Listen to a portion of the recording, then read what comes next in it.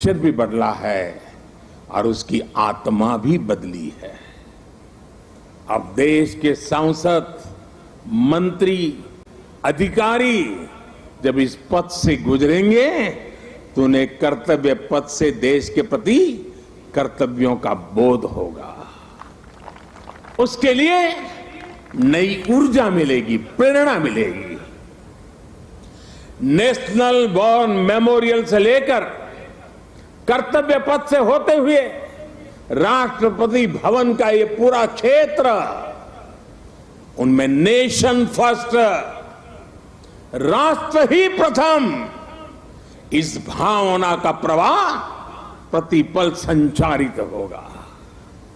साथियों, आज के इस अवसर पर मैं अपने उन श्रमिक साथियों का विशेष आभार व्यक्त करना चाहता हूं जिन्होंने कर्तव्य पथ को केवल बनाया ही नहीं है बल्कि अपने श्रम की पराकाष्ठा से देश को कर्तव्य पथ दिखाया भी है।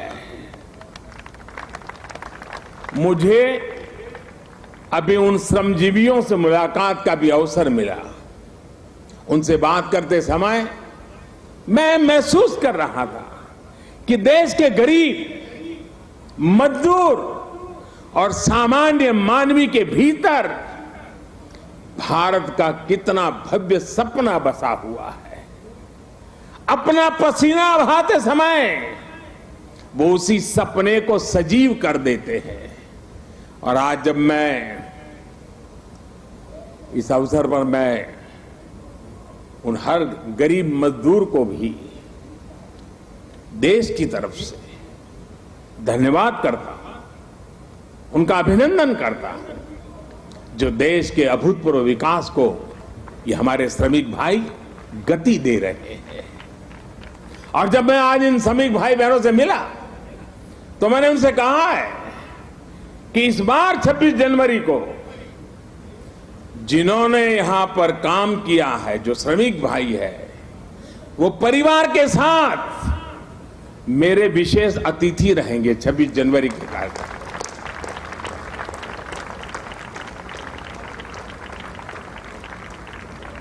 मुझे संतोष है कि नए भारत में आज श्रम और श्रमजीवियों के सम्मान की एक संस्कृति बन रही है, एक परंपरा पुनर्जीवित हो रही है। और साथियों, जब नीतियों में संवेदनशीलता आती है तो निर्णय भी उतने ही संवेदनशील होते चले जाते हैं। इसलिए देश अब अपनी श्रम शक्ति पर गर्व कर रहा है। श्रमेव जयते आज देश का मंत्र बन रहा है। इसलिए जब बनारस में, काशी में विश्वनाथ धाम के लोकार्पण का अलौकिक अवसर होता है तो श्रमजीवियों के सम्मान में भी पुष्प वर्षा होती है। जब प्रयागराज कुंभ का पवित्र पर्व होता है तो श्रमिक स्वच्छता कर्मियों का आभार व्यक्त किया जाता है। अभी कुछ दिन पहले ही देश को स्वदेशी विमान वाहक युद्धपोत आईएनएस विक्रांत मिला है। मुझे तब भी आईएनएस विक्रांत के निर्माण में दिन रात काम करने वाले श्रमिक भाई बहनों और उनके परिवारों से मिलने का अवसर मिला था। मैंने उनसे मिलकर उनका आभार व्यक्त किया। श्रम के सम्मान की परंपरा देश के संस्कारों का अमिट हिस्सा बन रही है। आपको जानकर अच्छा लगेगा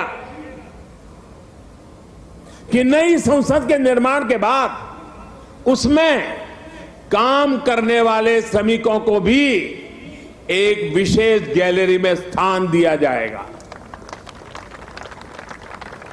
ये गैलरी आने वाली पीढ़ियों को भी ये याद दिलाएगी कि लोकतंत्र की नींव में एक और संविधान है तो दूसरी ओर श्रमिकों का योगदान भी है। यही प्रेरणा हर एक देशवासी को एक कर्तव्य पथ भी देगा। यही प्रेरणा श्रम से सफलता का मार्ग प्रशस्त करेगी। साथियों, हमारे व्यवहार में, हमारे संसाधनों में, हमारे साधनों में हमारे इंफ्रास्ट्रक्चर में आधुनिकता का इस अमृतकाल का प्रमुख लक्ष्य है। और साथियों, जब हम इंफ्रास्ट्रक्चर की बात करते हैं तो अधिकतर लोगों के मन में पहली तस्वीर सड़कों या फ्लाईओवर की हो जाती है। लेकिन आधुनिक होते भारत में इंफ्रास्ट्रक्चर का विस्तार उससे भी बहुत बड़ा है, उसके बहुत पहलू है। आज Bharat social infrastructure, transport infrastructure, digital infrastructure के साथ ही कल्चरल इंफ्रास्ट्रक्चर पर भी उतनी ही तेजी से काम कर रहा है। मैं आपको सोशल इंफ्रास्ट्रक्चर का उदाहरण देता हूं। आज देश में एम्स की संख्या पहले के मुकाबले 3 गुना हो चुकी है। मेडिकल कॉलेजों की संख्या में भी 50% की वृद्धि हुई है। ये दिखाता है कि भारत आज अपने नागरिकों के स्वास्थ्य को बेहतर बनाने के लिए, उन्हें मेडिकल की आधुनिक सुविधाएं पहुंचाने के लिए किस तरह काम कर रहा है। आज देश में नई IITs, IIIT, वैज्ञानिक संस्थाओं का आधुनिक नेटवर्क लगातार विस्तार किया जा रहा है, तैयार किया जा रहा है। बीते 3 वर्षों में 6.5 करोड़ से ज्यादा ग्रामीण घरों को पाइप से पानी की सप्लाई सुनिश्चित की गई है। आज देश के हर जिले में 75 अमृत सरोवर बनाने का महाअभियान भी चल रहा है। भारत का ये सोशल इंफ्रास्ट्रक्चर सामाजिक न्याय को और समृद्ध कर रहा है। साथियों, ट्रांसपोर्ट इंफ्रास्ट्रक्चर के विकास पर आज भारत जितना काम कर रहा है उतना पहले कभी नहीं हुआ। आज एक तरफ देश भर में ग्रामीण सड़कों का निर्माण हो रहा है तो वहीं रिकॉर्ड संख्या में आधुनिक एक्सप्रेसवे बनाए जा रहे हैं। आज देश में तेजी से रेलवे का इलेक्ट्रिफिकेशन हो रहा है तो उतने ही तेजी से अलग अलग शहरों में मेट्रो का भी विस्तार हो रहा है। आज देश में अनेकों नए एयरपोर्ट बनाए जा रहे हैं तो वाटरवे की संख्या में भी अभूतपूर्व वृद्धि की जा रही है। डिजिटल इंफ्रास्ट्रक्चर के निर्माण में तो भारत आज पूरे विश्व के अग्रणी देशों में अपनी जगह बना चुका है।